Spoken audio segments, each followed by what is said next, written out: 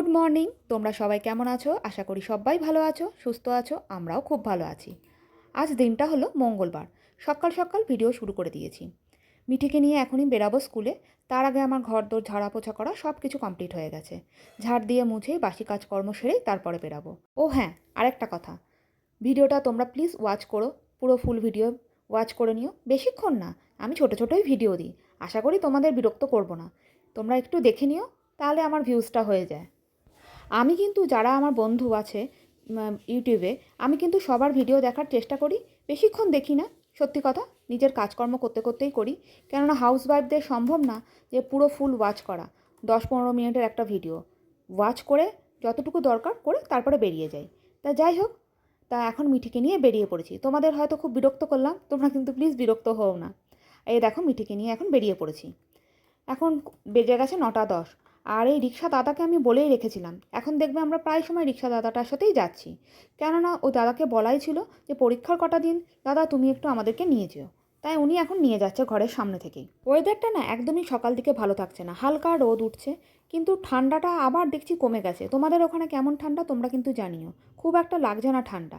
আর এই দেখো, আড্ডা মারতে আমরা চলে এসেছি আজকে আবার পুকুর পাড়ে। কী করব বলো, স্কুলের সামনে না সিকিউরিটি গার্ড দাদারা দাঁড়াতে দেন না। ওরা ফের একদম তাড়িয়েই দেয়, সে কুকুরের মতন তাড়িয়ে দেয়, জানো না। বলে স্কুলের সামনে দাঁড়াবেন না। একটুও না, এই কলকাতার স্কুলগুলোতে একটুও বসার মতন জায়গা নেই। দেখলে কি সুন্দর নীল পাখিটা উড়ে গেল। এই পুকুরটার মধ্যে এত সুন্দর পাখি আসে, কি আর বলবো। আর এত মাছ, মানে কি বলবো, পুঁটি মাছ, চারাপোনা, কই মাছ, মানে কত কিছু ছাড়া আছে এই পুকুরটাতে। বেশ সময় কেটে যায়। কত পাখি আসে। এই দেখো, বাচ্চাটা স্কুল থেকে এসে এখানে ভাত দিয়ে চলে গেল। এখানে বসে থাকতে থাকতে কি করে যে সময়টা কেটে যায় কি আর বলবো। মাছগুলো দেখে, পাখিগুলো দেখে মনটা সত্যিই মানে আনন্দ ভরে যায়। আর পরিবেশটাও এখানকার খুব সুন্দর। এটা হলো নাগের বাজারের মানে উল্টো দিকে। খুব সুন্দর পরিবেশটা এখানকার। তা যাই হোক, তাই তোমাদের সাথে একটু শেয়ার করলাম। আজকে মানে ভেবেছিলাম একটা মন্দির আছে, আগামী দিন তোমাদের নিয়ে যাব। সেই মন্দিরে তোমাদেরকে নিয়ে একটু ঘুরিয়ে আনবো। মন্দিরটা খুব সুন্দর। তা দেখো, বসে বসে আমরা গল্প করছি। আর আমার চুলের অবস্থা দেখেছো? মানে হাওয়া দিয়েছিল, এখন মুখটাকে নিজের ভালো করে দেখলাম। নিয়ে বসে বসে গল্প করছি আর ভাবছি যে আমাদের তো এখনও উঠে চলে যেতে হবে, কেননা সময় হয়ে গেছে বাচ্চাদেরকে আনার। বসে থাকতে থাকতে কখন যে সময়টা কেটে গেছে বুঝতেও পারিনি। 11:30 বেজে গেছে। তাই সবাই বলছে এবার চলো উঠে পড়ি। আর এই দেখো, আমি এখানে চলে এসেছি। মিঠিকে আমি স্কুল থেকে নিয়ে নিয়েছি। বাচ্চার মারা বাচ্চাদের নেয় আর বাড়ির দিকে সব দৌড়ায়, কেন রান্না তো ফেলে এসছে, সব গিয়ে রান্না করবে। আর আমি এখান থেকে একটুখানি পরোটা আর একটুখানি ঘুগনি নিয়ে নিচ্ছি। শুভ্রজিৎ বলছে আর ছাতু মুড়ি খেতে পাচ্ছি না 2 দিন ধরে, তুমি একটু খাবার কিনে নিয়ে এসো। খুব ভাল লাগে বল এসব খাবার দাবার?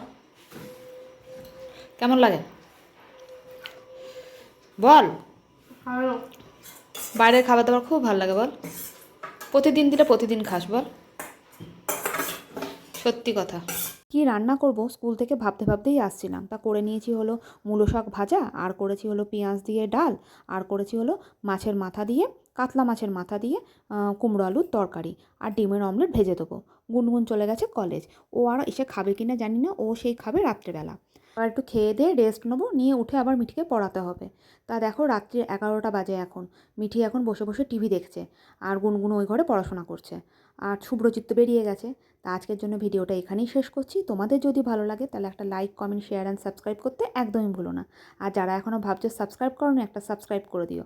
তোমরা সবাই ভালো থেকো, সুস্থ থেকো, সাবধানে থেকো, সকলকে ভালো রেখো।